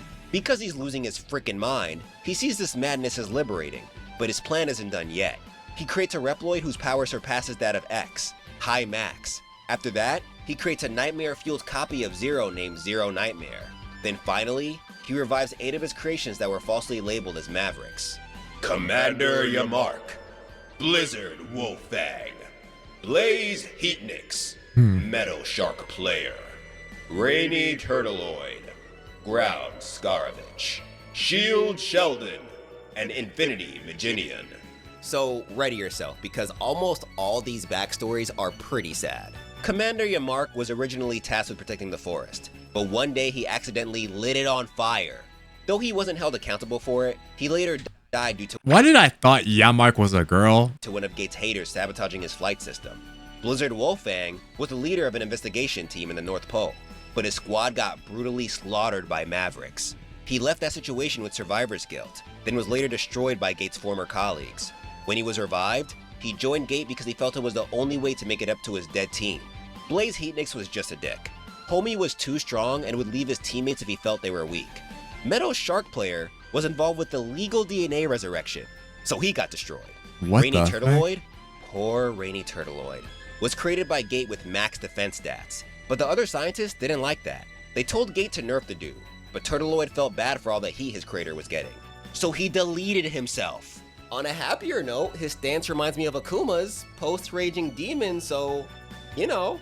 His stance is based on the That's Raging cool. Demon. What the frick? All 8 of them, the 8 Maverick bosses, died and was revived, and is now forced to fight against their will.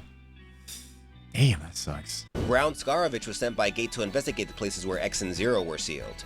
However, Alia was sent to intercept and kill him. Damn, girl! Whoa. Didn't know you had it in you. What? Alien was sent to intercept and kill him?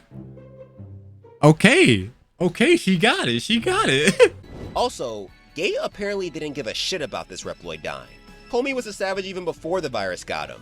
Shield Sheldon was in charge of protecting people of importance, but then one day, someone went Maverick under his watch. He had to take him out, which led to Gate's haters falsely labeling him as Maverick.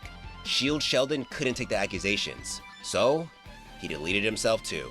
And last, Most of them deleted Infinity themselves. What? Maginian. He was made to test large weaponry, but then Gates' haters started meddling, and it led to his death. So now you know the depressing origins of the X6 bosses. That's messed up. You're welcome? Everything set, Gate initiates his full plan. He empowers Hymax and his other Mavericks with Nightmare, then gets Isoc to secretly carry out a bunch of Maverick attacks. Nightmare begins to spread, and just like that, the world is in crisis once more. X is sent to the scene to quell Maverick activity, but he runs into Hymax. The guy blames all this on Zero Nightmare, who he claims is the ghost of Zero. X is like, the fuck are you even talking about, bro? From what I can tell, you're behind all this. So they fight, but X can barely do anything to this guy. In the end, Hymax leaves saying the hunters ain't nothing special. He doesn't need them to stop Zero Nightmare. Afterward, Isoc shows himself to the public and also blames all the Maverick attacks on Zero Nightmare. He adds that the spread of Nightmare is the Maverick's fault too. However, he's working with Hymax and Gates' 8 revived Mavericks, who he calls the Nightmare Investigators, to save everyone. He ends his speech by asking for the help of any Reploids willing to volunteer. X thinks this is bullshit, so after a talk with his fellow hunters, he deploys to look into the 8 areas of interest the investigators were sent to. Eventually, after beating Zero Nightmare, he runs into the real Zero. Since X5 didn't end the timeline like it was supposed to, Zero just kinda came back to life, completely repaired. Don't think too hard about it. Even the Maverick Hunter's field guy says some cryptic shit like, there are rumors that supernatural causes may have been involved with Zero's recovery. So I honestly have no idea what to make of this. I With the don't help of either. Zero, I think X Zero's managed to just clear out the rest of immortal. the Nightmare investigators, while saving volunteer Reploids stranded on the battlefield. Dynamo also appears looking for Nightmare souls to strengthen himself, but he catches the work too. Later, Gate ends up contacting the Hunter base and tells him that he's the villain of this game. He plans on using Nightmare to form his Reploid dream world, where he's in control. Ailey is like, bro, come on man, you're better than this. But Gate's like, nah, fuck you, Aelia, disrespectfully. Y'all couldn't let me rock with my Reploids, yet X and Zero are so unique that they can't even be studied. How are they any less dangerous than my Reploids that I created? Nah, y'all got me fucked up. Aelia, kick fucking rocks. X, Zero, see me with the fucking ones. So the Maverick duo pulls up That's to his so lab, funny. partakes in the gauntlet, beats Hymax once and for all, then takes out Gate. But then this dude says the wildest shit. Like, this dude Gate is one of the vilest Reploids we've ever seen in this timeline. You won't expect what he says next. This man reveals that on the side, he was rebuilding Sigma. Yeah, Sigma's back. Again. The homeboy's like, Fuck you, Gate. You didn't revive shit. I was never dead to begin with. then he kills the guy. He was already down. and he was trying to help you. Sigma. And this part kind of just made no sense to me here. Like, Gate was supposedly bringing Sigma back, but Sigma wasn't even dead to begin with. So this whole thing was just like, he was building a body for Sigma to be more resilient, but then we get this version of Sigma, which he's just a walking corpse. Like, what the frick? Fuck. Either way, the hunters pursue him. But before they do, they notice Isok's body. It's an empty husk that Alias states is similar to the victims of the Erasure incident. Zero also swears that he hears the Maverick's voice pushing him forward before they proceed. So is it possible that that was Wily, and he somehow found a way to transfer his digital soul to different Reploid bodies? The world may never know. After that, good question. They fight and defeat Sigma. X brings Gate's body back to base for Alia, and they all commit to rebuilding the Earth. However, like X5, this game also has alternate endings. If you don't find Zero, Alia stands with X during the final cutscene. However, as they're talking, Zero is revealed to be watching from afar. He talks about how he's going to lead the hunters to X for the time being, then dips saying he's got to do something, which leads us to his ending. For the safety of the world, he decides to seal himself so the Maverick virus can be studied, and a cure can hopefully be found. The scientist he speaks to states that this process will take over 100 years to complete. Damn. And folks, this is where shit gets weird. As you already know, Inafune was already done with Mega Man X at this point. Since X5 didn't end the series, X6 was supposed to, hence Zero's ending. However, we still have X7, X8, and Command Mission. Oh my gosh. A common gosh. theory I've been seeing is that X6 causes a split in the timeline. In the main continuity, Zero's ending leads to the events that start Mega Man Zero. In the other, we have X7, X8, and Command Mission. However, another theory I've seen states that X7 and X8 are both in the main canon, while Command Mission isn't. Zero's X6 ending just happens further in the future than we thought. Now, I'm gonna be honest. Both sides have good points, but because I haven't seen anything from Capcom specifically stating that X7 and X8 aren't in the main continuity, I gotta go with the second theory. Of course, drop your counter arguments in the comments below, but without much further ado, let's get into the final chapter of the Mega Man X timeline. The new generation. I have a lot to talk about this, but it's just jarring to me. And I would say arguably 5 and 6 are just the worst out of the sequel trilogy. Like, Mega Man X 1 through 3, they're really good games. Really good games. 4 through 6. 4 is the best out of all of them. 5 and 6 is just complete downfalls to me. And it's like, when they was working on that, we ended up getting X7 and 8. And then Command Missions, which, honestly, I don't know much lore about Command Mission. He'll talk about it, but I just didn't understand why they did what they did with the X series and then going forward with Mega Man in general. And we have not had any Mega Man content aside from X Dive in like years. And X Dive is a mobile game. And it's, again, X Dive is not as good as I hoped it'd be, but it is what it is. So X7 was the series' first try at going 3D, and folks did not like it. They tried mixing in 2D elements to stay true to their usual formula, but it didn't work out. In fact, this is the only Mega Man X title launch I remember because of how much people didn't like it. However, outside of the gameplay issues, I recall this guy being the main target Axel. of everyone. This is Axel, the new kid on the block. Armed with 2 pistols, the power to copy... The new kid on the block. I would like to refer Axel as the Dante of the whole... And it's like, bro, I could see the Dante in this character, and it's like, I don't know. With the ability of robots, and even transform into some robots, he made his debut as the main character of this game. Back then, from the outside looking in, I didn't see what the big deal was. I thought his design looked way better than X. Actually, Inafune's only contribution to this game wasn't helping with his look. But now that I'm waist deep in this Mega Man shit, I get the anger. Since X was absent for a lot of the game, it felt like Capcom was trying to force replace him. And though the voice acting overall was bad in this game, Axel's voice specifically was annoying as hell. Okay, I'll tell you everything, but later. Right now, I have to take care of that freak.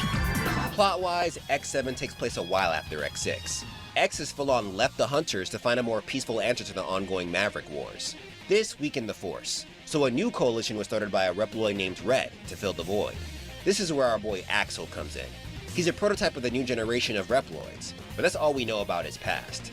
He joined Red Alert and quickly proved himself as an asset with his copy ability. With the new Mega Man Axel fan game on the works, again, with most of these fan games, it's like made up stuff and all that. But like when it comes to Axel, it's still a mystery to this day. Who the frick designed him? However, things start getting weird when Red begins taking suggestions from someone dubbed the Professor.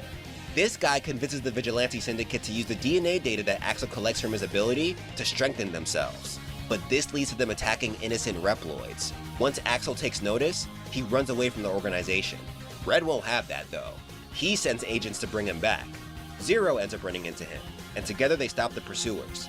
But since Axel was at the center of all this chaos, he's looking sus as hell right now, so Zero arrests him. Once they make it back to HQ, Axel immediately shows interest in becoming a hunter. But X is so against it. Yeah, even though he retired, I guess he still hangs around the hunters. Then a transmission comes in from Red. Aware that Axel is with them, he challenges the hunters to a game. He'll release some of the Mavericks they caught, and they'll compete to see who can take them down. If they win, then Axel is theirs. X thinks this is stupid, and I see his point. They're about to get into another senseless fight all because Axel doesn't want to go back to his team. But if they let Axel go, the team will only continue to steal DNA data, so they have no choice but to fight. Regardless, X stays back because he's sick and tired of the violence, leaving Axel and Zero to take on the Mavericks and 8 agents of Red Alert. Flame Hynard. Annoying. Vanishing Gungaroo. Hated him. Tornado Tonian. Spins around too much. Ride Borsky. Spin around a lot. Splash Warfly. You're annoying. Snipe Anteater. You're hard to beat. Soldier Stone Call. You're easy for whatever reason. And Wind Crowrat. I don't know about you. Flame Hynard was a Red Alert member who suffered from a malfunction that caused him constant pain. He thinks destroying the Maverick Hunters is the only way to fix himself. There's honestly nothing special about Vanishing Gungaroo, except for the fact that he likes fighting in his ride armor. Tornado Tonian is surprisingly aware of the Professor manipulating Red Alert, so he wants the Maverick Hunters to stop them. Ride Borsky is honestly just a hothead. Splash Warfly apparently hated Axel, so he was down for the violence. Snipe Anteater is an old Reploid who's good at mind games. Soldier Stone Kong just likes to fight, so that, along with his loyalty to Red, most likely made him jump at the chance to join this battle. And Win Crowrang? Yeah, nothing interesting about him. He took control of a fleet of Air Force ships during this battle, if anyone cares about that. As Axel and Zero body Red Alert at their own game, X finally decides to join, cause doing nothing is way worse than going against his ideas. He still doesn't fuck with Axel though. Meanwhile, Red becomes aware that the Professor is actually Sigma. He used Red Alert to fuck with the Hunters and take advantage of Axel's ability. His main goal is to use the Reploid to copy X's data. Red isn't down for this, and tries to cut ties with the Maverick, but he's too late. Sigma already took control of his friends. Now he either complies, or his team will never be turned back to normal. With that, the Red Alert base location is suddenly transmitted to Hunter HQ. Okay, so that makes a lot of sense. Sigma was planning to use Axel from the jump to copy X's DNA and give him that power. And I've been theorizing this. This is what's going to happen for X9. Axel would be the main villain in X9. Tell me if I'm wrong. Tell me if I'm wrong. So the Hunter trio rolls out to end this once and for all. Once they confront and beat Red, he sets the place to blow and tells them to get out while they can. Axel begs for him to come with them, but he chooses to fall with his ship. Next up on the deletion block is Sigma. The trio gives him the business too, with Axel dealing the finishing blow. And it's in a surprisingly cool way. When it looked like Sigma knocked him out, he returned as Red to trick him. Then at the last minute, he shot the Maverick in the face. Good shit, bro. Almost makes up for that stupid ass voice. With that, the Hunters head home. Then we get one of 3 endings. In both X and Axel's ending, Axel tries shooting his shot with X again, begging him to accept him as a hunter. But X is all like, "No, Axel, fighting the obvious bad guys won't create peace. That's not what it takes to be a hunter." Then Axel retorts with, "But I was following your lead. And look, we saved the day, together." But X, in one of his most dumbass responses, is like, "Yeah, but what I was doing was wrong." X, just say you hate the kid, bro. I promise you, you are the only person in the Hunters who takes this pacifist thing so seriously. What even is X at this point? It's like you've gone through generations of fighting and you think it's not okay to bring Axel involved because he's the new kid on the block? And the fact that he's willing to join the Maverick Hunters to fight for the same cause as you and Zero? Are you out of your mind, X? This is your time to shine for the new kid. This is how you're treating him? Come on. I'm not saying you're wrong. I'm just saying it's kind of weird when you rejoin the Hunters to fight for good, but then you stop Axel from joining because he also wants to fight for good. Exactly. In Zero's ending, he has this weird nightmare of X calling him Maverick and then shooting him with the charge shot. Maybe that fight he had with X affected him more than we thought. But with that, let's move on to the last game within this timeline. X8. Mega Man X8. This title brought about a huge change to the series' art style. I loved it, honestly. Yoshikawa, the game's artist, redesigned the Reploids to look a tad more futuristic. Their normal, bulky limbs were slimmed down, and their armor was changed to look more polygonal. According to the official Complete Works, he thought about what everyone would look like as toys to help with this. As and toys. I mess with it heavy. I do too. Think everyone looks their best in this title. But where Yoshikawa really killed it was in the boss design. Why you gotta bring her up? Layer of all Reploids. But I mean,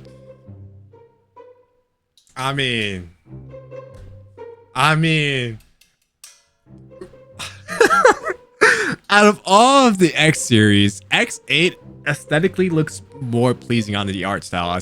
He asked if he can go through with his own ideas and was approved. He said this felt like being a dog off a leash, and in the end, he couldn't decide which one was his favorite. He likes all of them equally.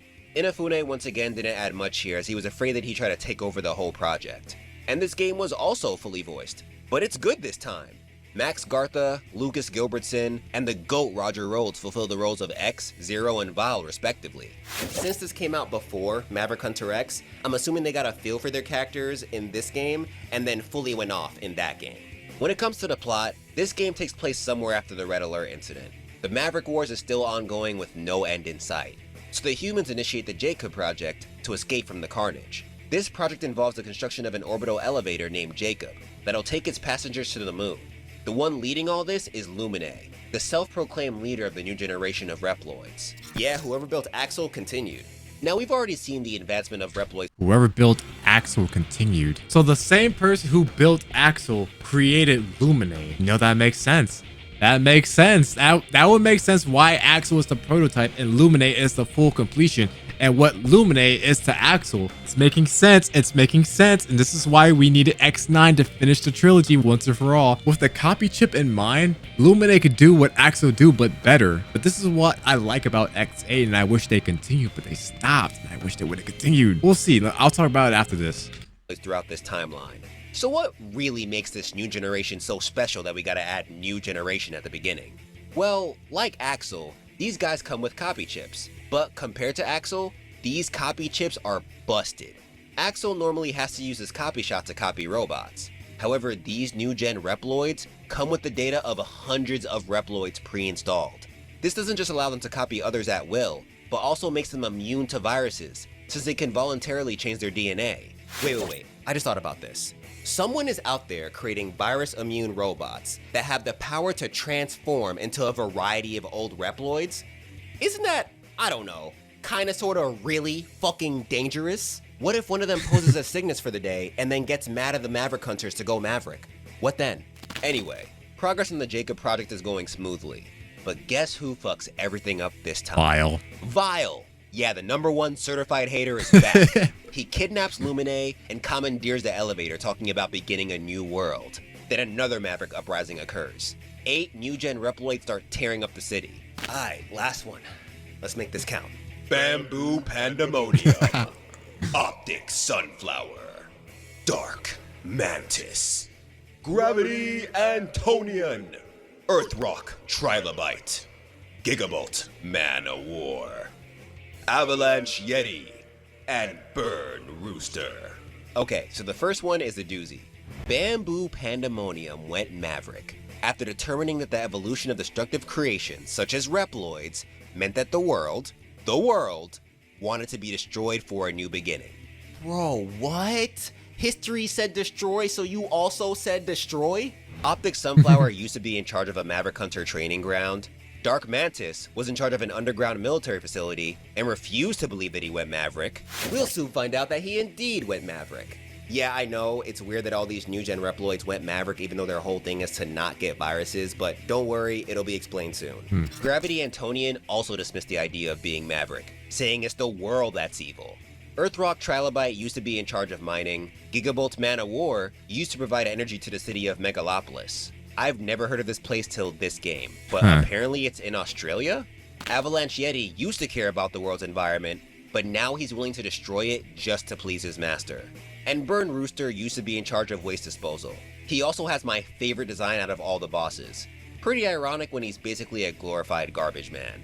With their mission set, Zero, X, and Axel, since I guess he and X are cool now, deploy. They also have the help of new Hunter navigators Lair and Pallet.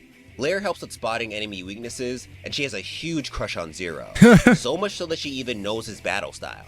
Pallet helps with guiding the hunters through each stage, and turning the metals they collect into various upgrade chips. She also fights like Axel. And this is probably a good time to mention that Aelia got hands too. She fights like X, with their very own Aelia Buster. Anyway, one by one the Maverick bosses catch the work. However, there is this odd conversation that X has with Aelia after the first boss fight. Take a listen. X? What's the matter? The mission's only just begun. That's right. It's begun again. How long must this war go on? Just the thought of wiping the floor with those Mavericks makes my trigger finger itch. Axel! No, Aelia. Axel's right. There's no time to be wishy-washy here. Even as we speak, Mavericks are causing havoc. X! What the fuck? You spent so much of the last game in your feelings talking about how violence isn't the answer. But now when Axel says some crazy shit like this, not only are you cool with it, but you agree? In what world does a pacifist hear, yeah, all these bad guys make my trigger finger itch, and think, yes, you're right, there's no time to be wishy-washy here.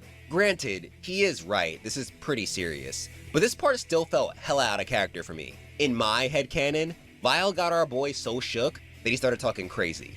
Either way, the Maverick bosses are defeated, and the team finds the dark truth behind all these new-gen Reploids going Maverick.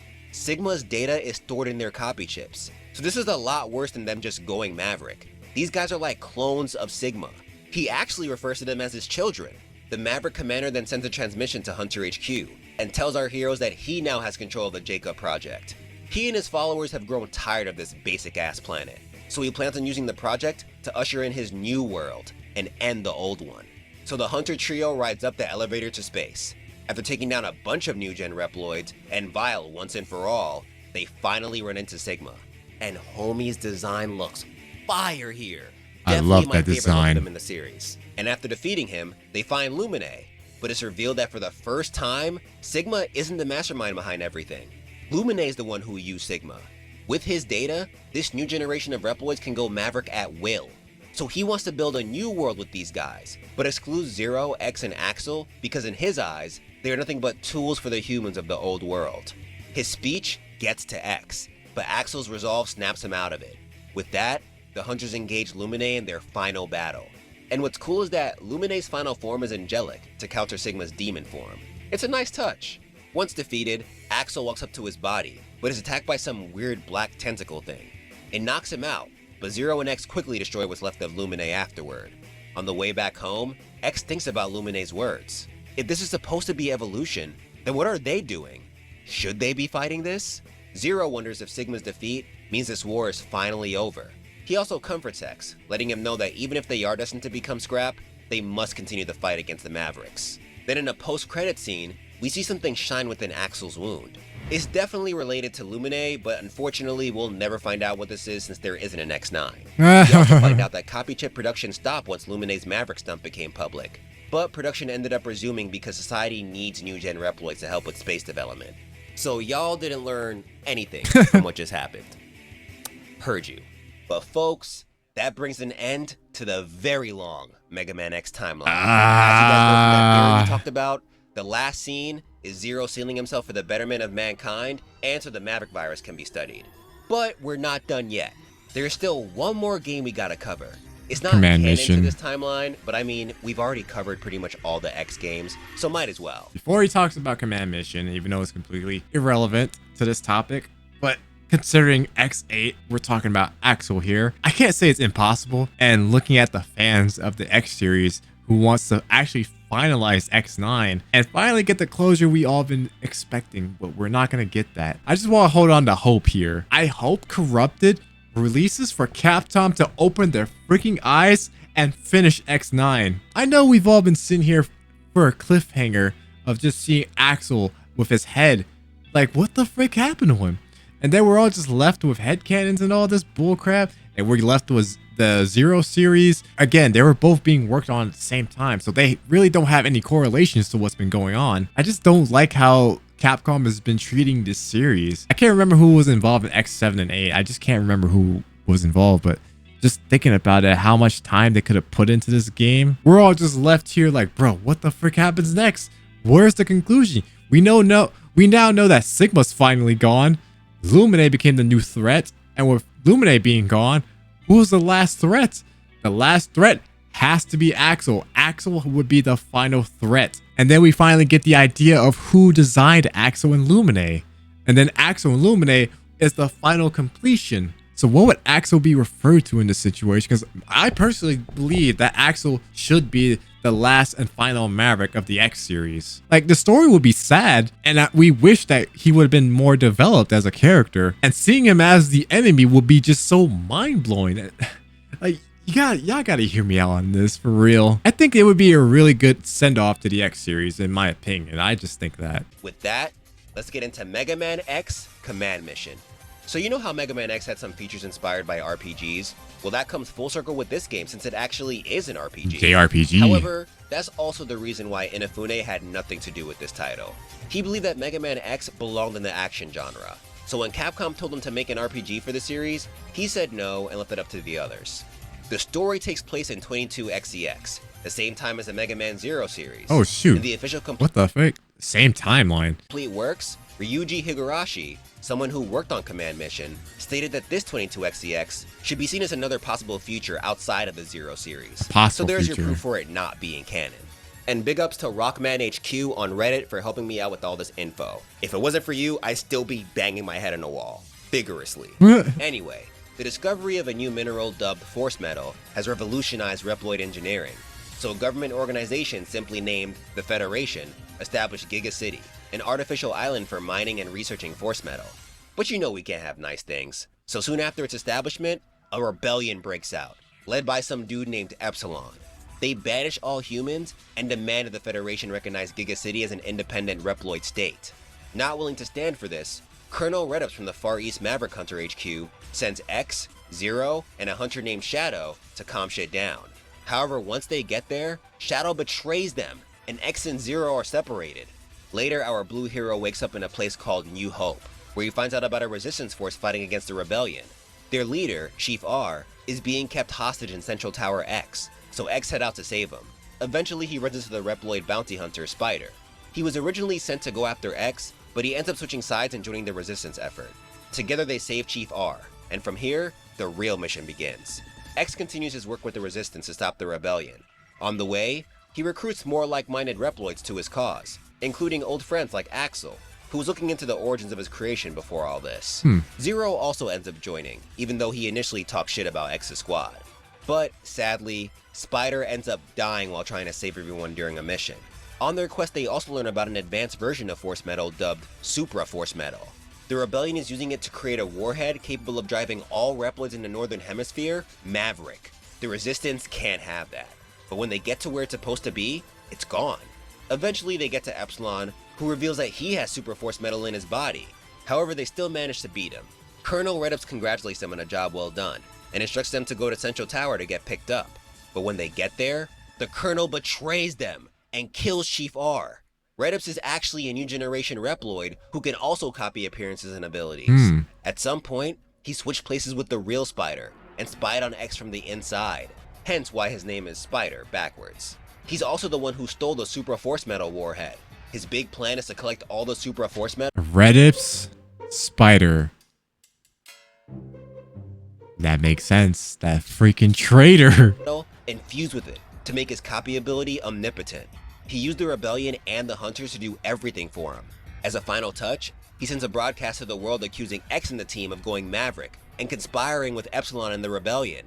Pissed, X and his friends travel to the Far East Hunter HQ for one final battle. Once they take him out, the last of Epsilon's soldiers, Ferrum, self-destructs with the Super Force Metal, so no one can use it for evil ever again. Afterward, Epsilon's Maverick status is posthumously dropped, since Red Ops was behind everything. And with that, X's last adventure comes to a close, thus putting an end to the Mega Man X timeline. Ah, man. I guess that's everything from this, man. I'll drop you a like. And that was the extremely tragic lore of Mega Man X. We just need to get Capcom's attention to freaking make this happen. Like, I still strongly believe that Axel has to be the antagonist of X9. Like, without a doubt. Like, I still stand strongly on that. Because with Lumine, seemingly attacked Axel and infecting him with Lumine's DNA, I have no doubt that Axel would go Maverick and X and Zero would have to put him down. I still stand by that theory. Like, we could go ahead and debate about that in the comments if we have to. But yeah, if y'all guys enjoyed that, just hit that like button and also leave a like on his channel if you do enjoy that, because bro, that was a lot to take in. What?